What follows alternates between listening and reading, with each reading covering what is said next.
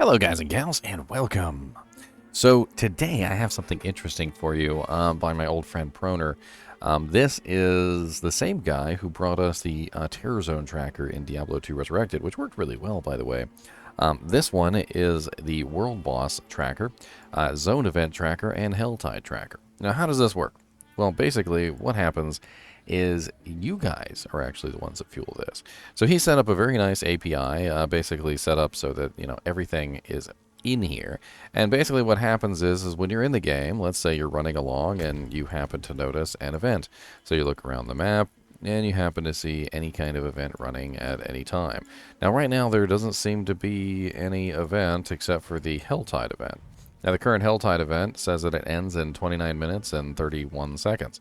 So if I wanted to go on here, I could go ahead and I could report this active event. Now, we already have one reported, as you can see here, World Tier 3 and World Tier 4. I'm currently in World Tier 4, so we're going to report an active event, and we're going to tell how long it ends. So it has 29 minutes and 14 seconds, so we're going to go ahead and put down 29 minutes. And we're going to put the location, so it is currently in Kyrgyzstan, which is the Fractured Peaks zone. So we're going to put down Fractured Peaks, and I'm going to hit confirm. And now we have a timer running for the Fractured Peaks area. And other people can validate my report. So you can obviously have a validation, which means multiple people will report the same thing. But if you check on here on a regular basis, you can definitely see when the Legion events happen, when the Helltide events happen, when the World Boss happens.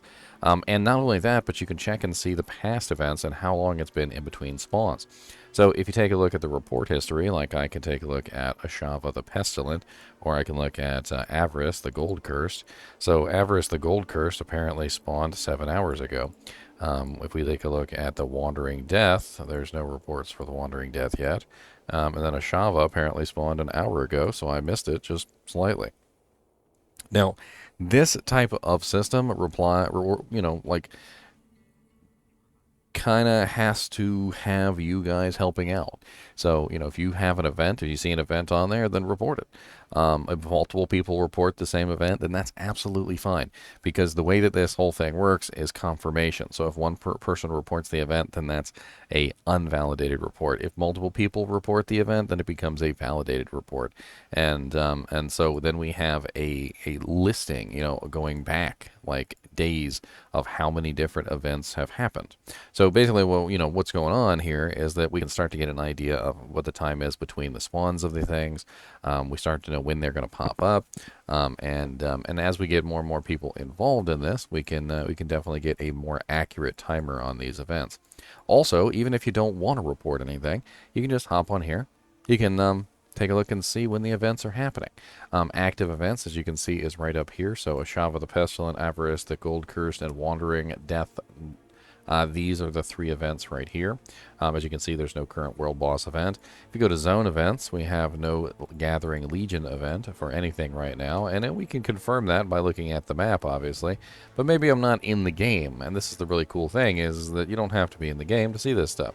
So you're going to be able to see whether the events are going on, whether you log in or not, and, if a World Boss happens to pop up, or a Helltide event happens to be running, and you want to go get some of those beautiful Forgotten Souls, which are required for pretty much everything and of importance, you'll know the Helltide is running.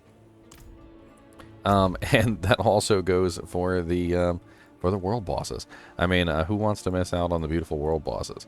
Ashava is pretty easy. Avarice the Gold Cursed is pretty easy. Honestly, they're all pretty easy. They really need to buff up the world bosses a little bit because they're just kind of ridiculously easy. If you're wondering exactly when world bosses start to spawn, it's after you complete the campaign.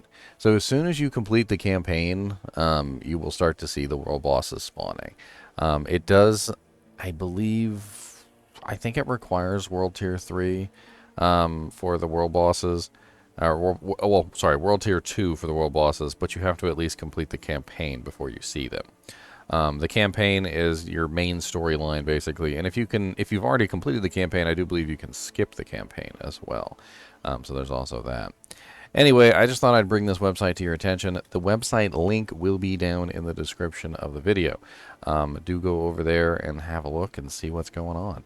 Maybe put it on your bookmarks or just have it on the little side window so that you can report events when you see them active.